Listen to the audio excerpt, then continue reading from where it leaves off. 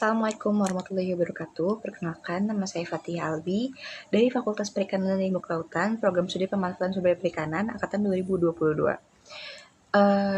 Dengan NIM 225080200111117. Pada kesempatan kali ini, saya ingin membahas topik yang sangat penting dalam dunia kerja, yaitu etika dan profesionalisme, dengan fokus pada aspek komunikasi, baik maupun secara verbal maupun non-verbal, sebagai salah satu pilar utama dalam membangun citra profesional yang positif.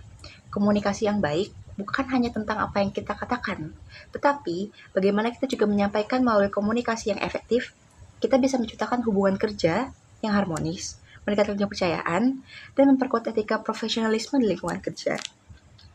Pada hari ini, saya akan membahas 5 topik. Yang pertama adalah analisis komunikasi verbal dan non-verbal. Komunikasi verbal dan non-verbal ini memiliki peran yang saling melengkapi. Kata-kata yang kita ucapkan menyampaikan pesan secara langsung. Sementara, ekspresi, wajah, gerak tubuh, dan intonasi suara memberikan makna emosional yang memperkuat pesan tersebut. Namun, keduanya juga bisa menimbulkan kesalahpahaman jika tidak selaras. Contohnya, ketika seseorang mengatakan, "Saya setuju," dengan nada wajah yang datar dan tidak bersahabat, pesan yang diterima justru akan dianggap sebagai penolakan atau ketidaksetujuan. Oleh karena itu, penting bagi kita untuk menjaga konsisten antara komunikasi verbal dan non-verbal, agar pesan yang disampaikan dapat dipahami dengan benar. Yang kedua, pembelajaran tentang diri sendiri dalam berkomunikasi. Dari pengalaman pribadi saya menyadari bahwa komunikasi bukan hanya soal berbicara, tetapi juga tentang mendengarkan dengan empati. Saya belajar bahwa setiap orang tuh memiliki gaya komunikasi yang berbeda, dengan tergantung kepada kemampuan kita menyesuaikan diri dengan lawan bicaranya. Saya juga menyadari bahwa terkadang saya tuh terlalu fokus apa yang ingin saya sampaikan, sehingga lupa memastikan apakah pesan saya benar-benar dipahami oleh orang lain. Dari situ saya belajar untuk lebih sadar dalam menyusun kata, intonasi, dan memperhatikan respon orang lain. Yang ketiga, tantangan besar dalam komunikasi publik.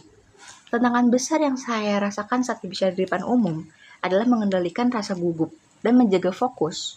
Seringkali, kita berada di hadapan audiens yang banyak, muncul rasa cemas akan penilaian orang lain, apakah yang saya sampaikan cukup menarik atau justru membosankan.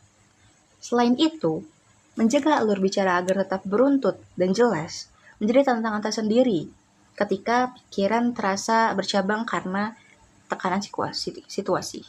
Yang keempat, mengelola bahasa tubuh dan rasa gugup.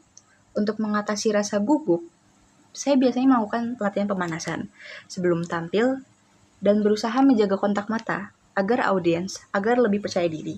Saya juga memanfaatkan bahasa tubuh positif seperti berdiri tegak, tersenyum, dan menggunakan gerakan tangan yang natural untuk mendukung pesan yang saya sampaikan. Saya belajar bahwa ketika saya menunjukkan keyakinan, rasa gugup perlahan ikut tuh berkurang, dan audiens pun mudah lebih percaya terhadap pesan yang saya bawakan. Yang kelima, strategi meningkatkan keterampilan komunikasi. Kedepannya, saya berencana terus melatih kemampuan komunikasi verbal dan non-verbal saya dengan beberapa strategi. Yang pertama, berlatih berbicara di depan cermin untuk mengevaluasi ekspresi dan gestur tubuh. Kedua, mengikuti pelatihan public speaking agar bisa belajar teknik berbicara dari para profesional. Yang ketiga, meminta umpan balik dari teman atau rekan setiap kali melakukan presentasi agar saya tahu aspek mana yang perlu diperbaiki. Yang keempat, dan yang terpenting adalah meningkatkan kemampuan mendengar agar komunikasi menjadi dua arah itu lebih efektif. Sebagai penutup, saya ingin menekankan bahwa etika dan profesionalisme dalam dunia kerja tidak hanya tercermin dari hasil kerja, tetapi juga dari cara kita berkomunikasi. Komunikasi yang etis dan jujur itu akan menciptakan lingkungan kerja yang harmonis, penuh saling pengertian, dan produktif. Mari terus kita mengasah kemampuan komunikasi kita, karena di balik setiap profesional yang sukses, selalu ada kemampuan berkomunikasi yang kuat dan beretika. Sekian dari saya, terima kasih.